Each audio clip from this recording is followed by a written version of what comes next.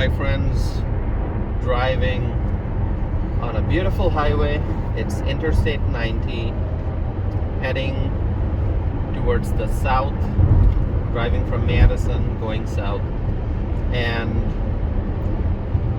I'm thinking about what's happening all over the world. Just looking at the world from, let's say, up in space, okay? I've never been to space, just for your information, but I'm imagining that I'm up in space looking at the world and observing everything that's going on. I believe that with time, we should be heading towards peace and prosperity. I think that's the goal, right? As time goes by, as civilization, how do we achieve peace? How do we achieve prosperity all over the world? Now, it's very shocking, sad, and depressing, really, frustrating, to see that there's growing tension, growing unrest, and a rise in conflict in the world. It's not what we expect, but it's the reality. Whether you are just focused on your own personal life, living in whatever city or village you live in, or whether you're looking at the overall picture of the country or the overall picture of the world, there really isn't much good news these days. If you're focused on your own life, and I'm assuming you are, like myself, an average American, not someone who's super wealthy, okay? I'm just talking about an average American living his or her own life and looking at how things have changed in everyday life.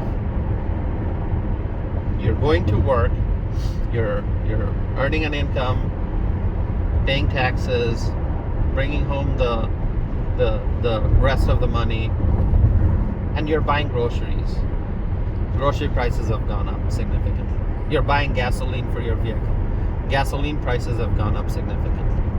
You're paying rent. Rent is going up in so many places around the country. You've got a home and you need some repairs.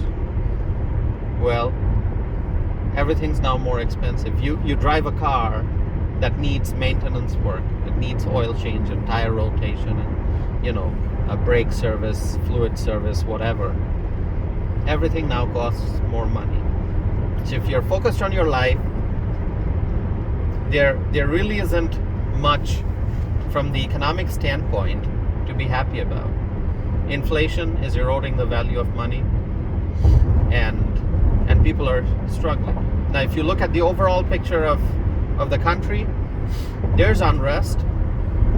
Supply chain problems still continue. Businesses are struggling, suffering. People are being laid off. People are being laid off from so many different companies. It's all over the news. Just focus on whatever state you're in and try to find out if companies are laying people off. I see that happening in Wisconsin. I see that happening in neighboring Illinois. And then we've got the border crisis, something that I talk about a lot. Something that's hurting all communities in our country. And then go beyond the borders of the United States. Look around the world and you see rise in conflict, tension in Asia, tension in the Indo-Pacific region, tension in Middle East, unrest in various places in Europe, and in South America, and obviously in North America. And so why are we not heading towards peace? Why are we not heading towards prosperity? Why are we going in reverse? What's going on? And as the United States of America, as the global superpower, why is our position becoming weak over time? I would blame the Biden administration for a lot of the things that are happening in the country and around the world, because of the administrations, the Biden administration's failed domestic policies and failed international policies too. I think we had more peace and more prosperity when Trump was in office. He had better foreign policy. Trump. Look at Biden.